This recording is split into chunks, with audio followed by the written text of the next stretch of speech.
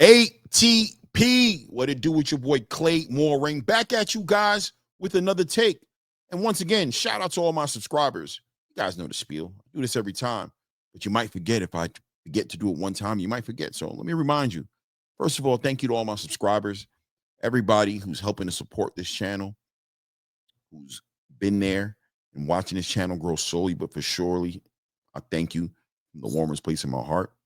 And if this is your first time tapping into the content, let me go ahead and thank you as well in advance for taking a moment to go ahead and subscribe to the channel right now. Excuse me, hit your bell icon, right? The notification button next to the subscribe button. Make sure you get notifications when this is coming out. And of course, before you leave the video, make sure you don't forget to give me a thumbs up. Let's give the video a thumbs up and get in the algorithm so it's getting in front of the eyes that need to see this content, right? So let's talk about it. We're going into fight weekend. Guys, you know Jake Paul, Cesar Chavez Jr., Julio Cesar Chavez Jr. will be fighting this weekend, right? But that's not quite the fight that has my attention. I mean, shout out to Jake Paul and Julio Cesar Chavez Jr., and I hope they figure that out. Jake Paul stepping up his game and finds himself trying to fight a fighter who's a little bit more legitimate than the other fighters he's fought, and trying to build his way up into doing something that the boxing space will acknowledge as a relevant attempt to become, a top 10, I guess, fighter in a cruiserweight division. We'll see how that works out for him. And maybe I'll make a video a little bit later about that fight and where I think that fight could go. But the fight that has my attention in particular on this card has to be Floyd Schofield Jr. versus Tevin Farmer. Let's talk about it. These guys are meeting up on this card. You guys know the story, but I'll get you caught up to speed for the people who don't know why this fight is significant. Floyd Schofield Jr., 135-pound contender. Yes, contender. Now, there's been arguments in the air about whether or not Floyd Schofield Jr. is actually a contender or a prospect or an overrated prospect who's considered a contender. At the end of the day, he's ranked high in WBA sanctioning body at the number 1 or number 2 spot. This guy is legitimately 1 or 2 degrees of separation away from being in line to get a title fight against the WBA champion at 135 pounds against who? Gervonta Tank Davis. Yes, Gervonta Tank Davis. So is this guy a prospect? Come on, let's be honest. Let's give him his contender status and give him a round of applause for achieving what he has achieved in the game thus far. Congratulations, Floyd Schofield Jr. Congratulations. That being said, everybody quiet down. Let's get to the point of this here topic. Floyd Schofield Jr. and his father, because you can't say one without the other, Senior, have been pushing and campaigning for a while now, trying to get in front of the best fights they can get in front of in the 135-pound weight class division. Almost came close to doing it in recent time. If you guys remember, if I can jog your memory and take you down memory lane, when Floyd Schofield Jr. was calling out Gervonta Tank Davis, calling out Shakur Stevenson, calling out all the champions, saying that he had history. Senior said his son had history with all these fighters, got them ready for their biggest fights, and they all knew who Floyd Schofield Jr. was. They all knew the actual threat that he pushed out there. And of course, that for that reason is probably why none of them want to fight him. But one fighter bit and said, I'll be a huckleberry. You think you're that. All of a sudden, you're ready to fight the best in the game. You think you have enough experience. You think your IQ can match. You think you can compete with the best that the division has to offer. Shakur Stevenson gave Floyd Schofield Jr. that opportunity. Just to have it blow up in his face as Floyd Schofield Jr. on the way to making this fight happen, the build-up to this fight was messy. Now, it wasn't as messy, let's say, how Ryan Garcia was with Devin Haney, but I would say competitive in nature, being that Floyd Schofield Sr. and Jr. blamed Shakur Stevenson for trying to sabotage this fight before it can happen, obviously blaming it on the fact that Shakur Stevenson was clearly petrified at the fight that was going to happen in Saudi Arabia. And of course, a petrified fighter like Shakur Stevenson would do anything in his power to sabotage this fight from happening. Yeah. From calling the police on the Schofields, blaming them and giving false accusations of child or sex trafficking, blaming them for tapping into their camp and having the cops come there and sabotage and close off gyms from them to work out in gyms. But the ultimate diabolical thing that Shakur Stevenson and his team did was they found a way to poison Floyd Schofield Jr. in Saudi Arabia. We're talking about 2 nights before the fight. Food poison for Floyd Schofield Jr. not being able to compete in the fight, as the British Boxing Association had to go ahead, or British Boxing Commission, one or the other, right?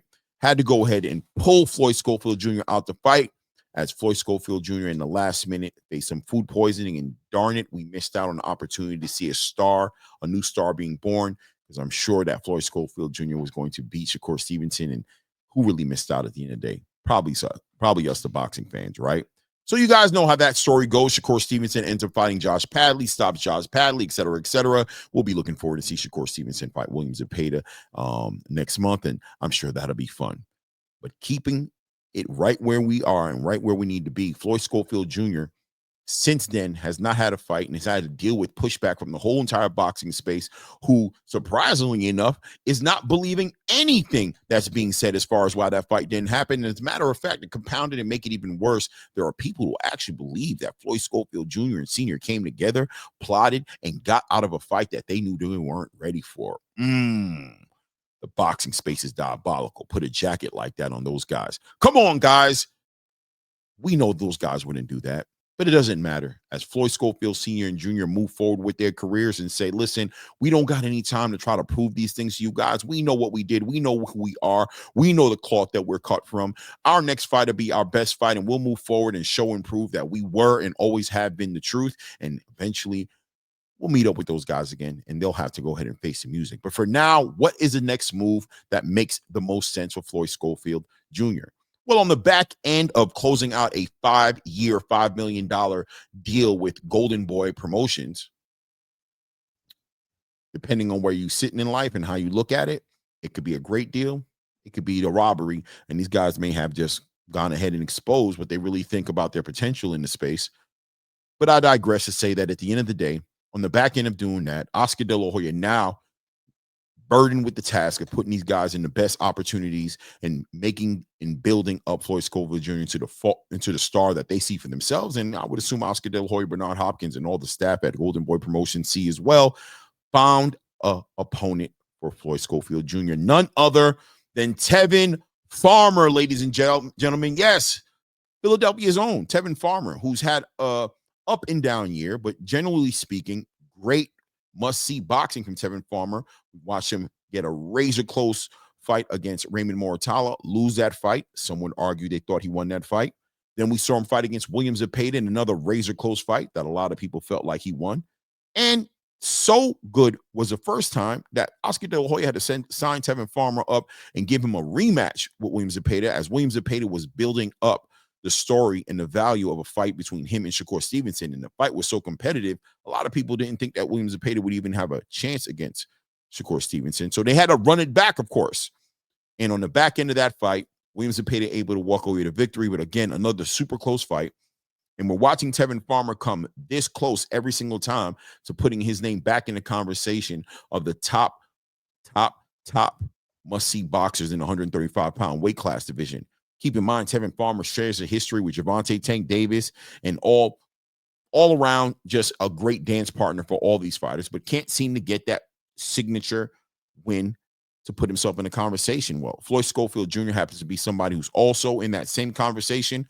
What a better matchup, as Oscar De La Hoya has been having a great experience promoting and pushing Tevin Farmer on these fights. Let me put you in front of my young bull. Look, this will be a chance for you to get back in a conversation. Look, Floyd Schofield Jr., maybe the most important thing being that we just signed him to a 5-year, $5 million deal. It's time to put him in position so that we can move him around and help blow up and bolster the Golden Boy Promotion brand.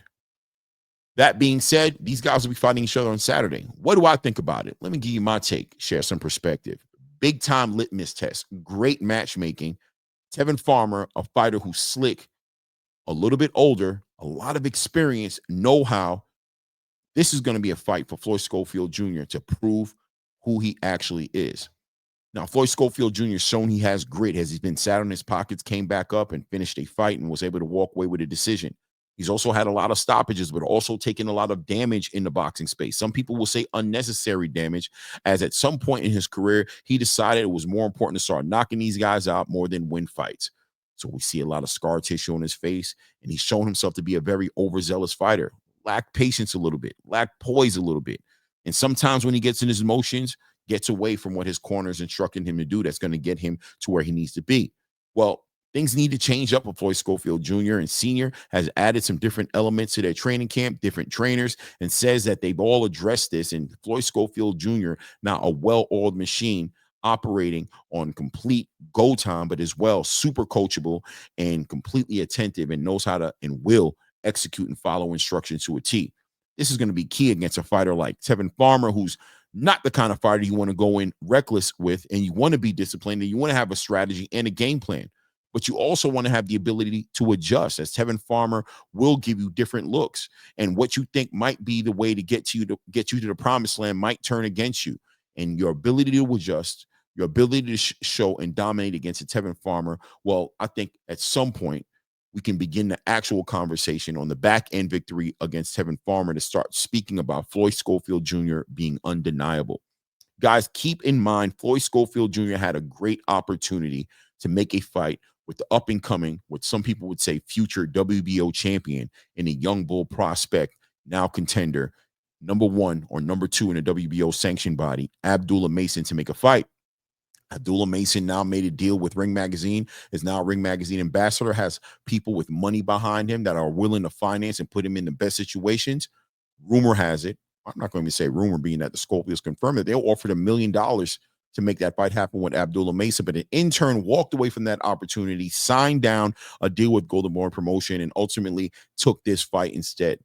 Now, dominating a Tevin Farmer in this fight puts in perspective what they did, and puts in perspective the development process that Oscar De La Hoya is doing. But losing against Tevin Farmer may indeed show exactly what the issue was. That these guys were never ready for the biggest show. They weren't ready to go ahead and fight the biggest and the hardest competition at 135 pounds. We'll see what happens. It's a great litmus test for Tevin Farmer, and I'm excited to see what he does. And on the back end of a victory against Tevin Farmer, excited to see what his next opportunities are going to be. Now, I'll add a little bit something to this before we move on, and say that Floyd Schofield Jr. is a pretty big kid at 135 pounds, cutting that weight. I think there's arguments out there and questions as to whether or not he's been making the weight as comfortable as he did, let's say, a year or two ago. He got sick in Saudi Arabia and ended up in the hospital. And a lot of people, rumor have it, seen him walking around, said they found it hard to believe that this kid was going to make 135 pounds, that he was so big, they didn't understand how he was going to do it. So there might be questions and concerns as to whether or not Floyd Schofield Jr. has been making the weight easily. And if big opportunities aren't there for 135 pounds, if it's not a Williams Zepeda, or a winner between Shakur Stevenson and Williams Zepeda, or some sort of championship or interim title that's going to put him in a mandatory position at 135 pounds to get in the conversation of getting some gold around his waist, then we may very well see Floyd Schofield Jr. entertain going up to 140, in my personal opinion. Now, I'm just sharing my perspective and sharing a little bit of speculation. Nobody's told me that this is going to happen, but it does look like Junior had a little bit, rumor has it, weight cut difficulty while he was in Saudi Arabia. Now, I heard that he was on a scale and he took a picture and showed where he was at on the scale. But once again, people who know more than me saw him walking around in Saudi Arabia and didn't like how it looked visually as far as him cutting that weight. And at the end of the day, if he is indeed potentially struggling in that space, then 140 might be a space that they might entertain putting him there in. I mean, up there, you've got Keyshawn Davis, you got Frank Martin, you got Isak Cruz, right? I know Raul Venezuela was once one of the fighters up there. Heard that he's cutting down and back at 135 trying to compete. But there are opportunities for you anywhere between 135 to 140. But it all starts here against Tevin Farmer. We'll see what he does against Tevin Farmer. Tevin Farmer, in my opinion, is more than capable of beating Floyd Schofield Jr., but with the power and the athleticism and the grit that Floyd Schofield Jr. and the youth, obviously, that he brings to the table, part of me can't lie to you. I think I am favoring Floyd Schofield Jr. to win this fight, but I wouldn't be shocked to see Tevin Farmer We'll find out on Saturday what really is going to happen in that situation. And on the back end of a victory for either one of these guys, be excited to see what the next steps are going to be. Guys, leave it in the comment section. What do you think about Floyd Schofield Jr. finally getting that litmus test against a fighter at the caliber of Tevin Farmer? Is it bad timing for Floyd Schofield Jr.? He spent some time out of the ring ever since he got sick. Is the weight cut going to be good? Is the IQ there? Is the know-how and the will there? Is there a victory here for Floyd Schofield Jr.? And do we see great things happening for him on the back end of this? And Tevin Farmer as well. He's been experienced. He's been active. He's been fighting against the best fighters that the space has to offer him. Raymond Mortala is now an IBF champion. William Zepeda now fighting for a WBC title against Shakur Stevenson, an undefeated fighter. Tevin Farmer shared the ring with these guys for a total of about 36 rounds. Tevin Farmer is ready for this fight. Let's see if Floyd Schofield is. Let me know what you think in the comment section. Guys, thank you again, once again, to all my subscribers. If this is your first time tapping into the content, don't waste another minute. Go ahead, hit the subscribe button. Hit the bell icon next to the subscribe button. And before you leave, let's get a thumbs up. Until the next one, guys, it's your boy Rain. It's that ATP Combat Media Show. And at this point, we out.